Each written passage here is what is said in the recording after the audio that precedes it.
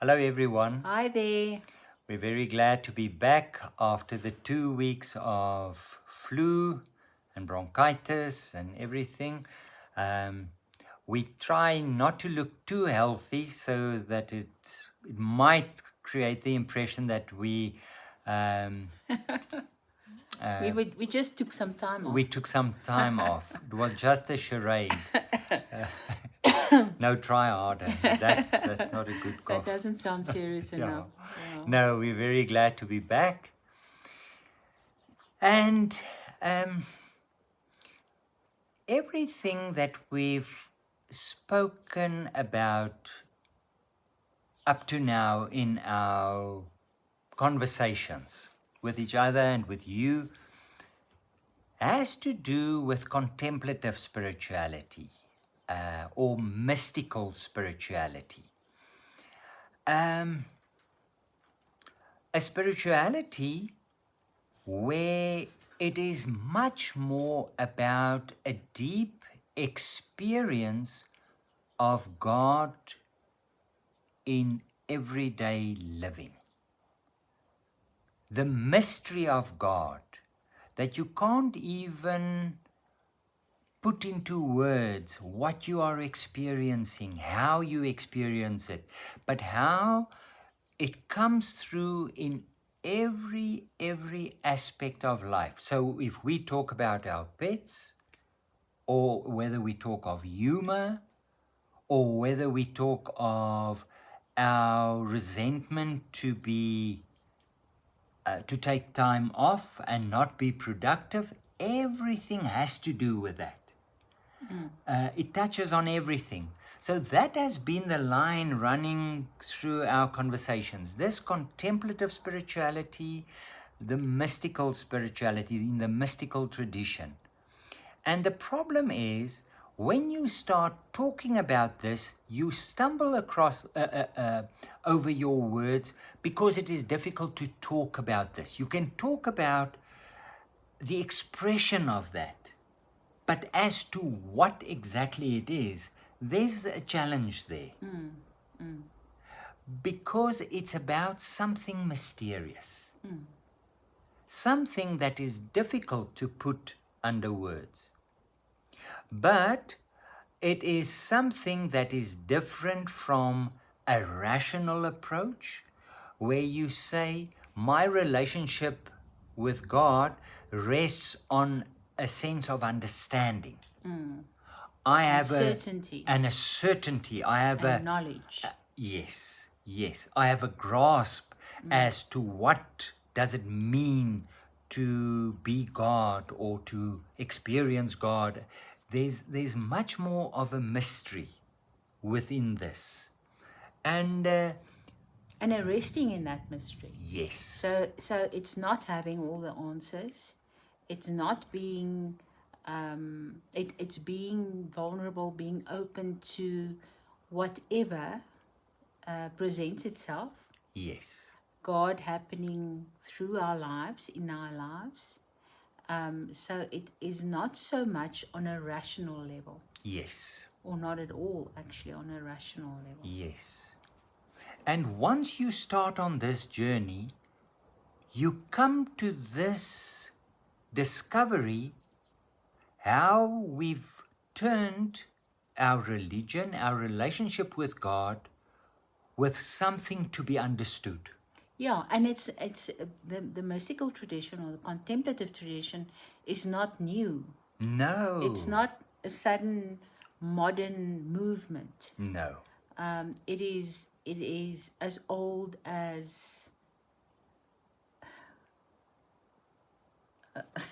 yeah, it is yeah. It is as old as there's been a relationship between a human and God. And God, yeah.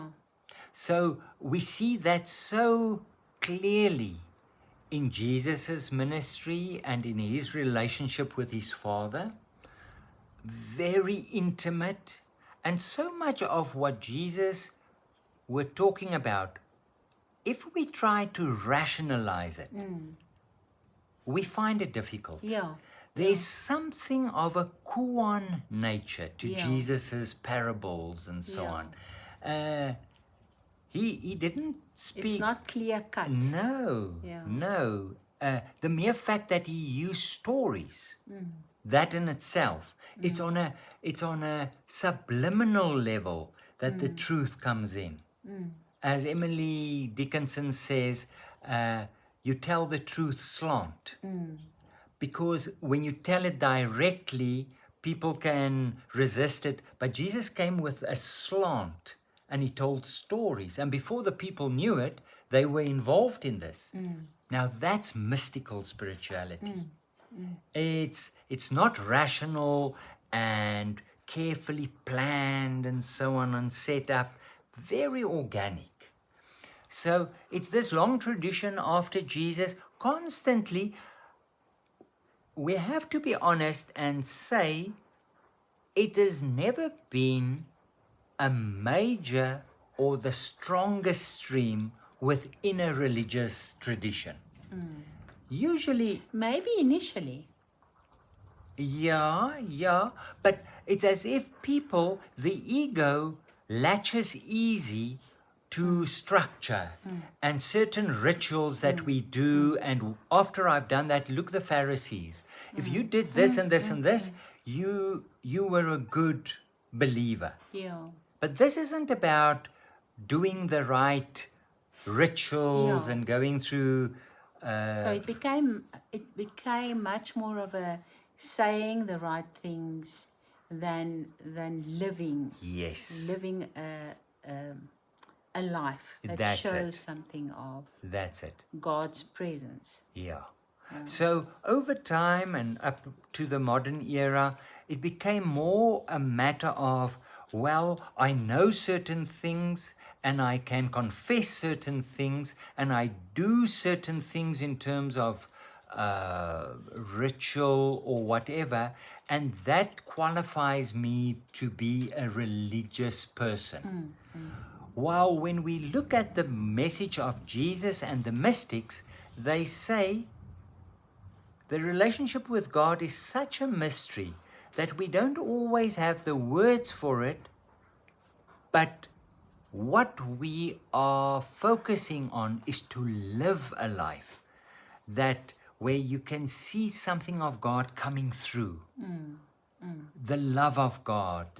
So it's not so much knowing the right things, but doing the right things. The learned word is instead of orthodoxy, the right teaching, it's orthopraxy. Doing the right thing, living the right, because to a large degree Christianity has lost such a lot of credibility because people say the right things, but their behavior contradicts it. So, and what we want to do within these next few weeks, we don't want to commit ourselves and say, well, it's only going to be 7. But we want to look at what did the mystics discover. And the mystics, starting with Jesus, the Desert Fathers, Meister Eckhart, the anonymous author of The Cloud of Unknowing, Julian of Norwich, Teresa of Avila, John of the Cross. It's such a long list. Thomas Merton. But it can be, I mean, those are the authors.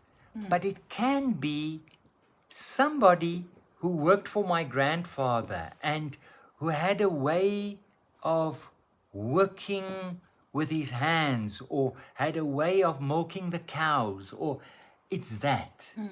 And what did the mystics know that resonates so with us? And that leads us into a deeper relationship with God and a deeper journey with God. And looking in the next couple of weeks, what is it that we can learn from the mystics? And what makes it attractive for us? Why would we want to live contemplatively, mystically? Yeah, so we hope to focus on that. And hopefully we'll be talking again next week. We don't want to make promises. There might be a flu or a cough. No. But it's very nice to have the conversations again. And until next week, take care on that side. Keep well, everyone. Bye bye. Bye-bye.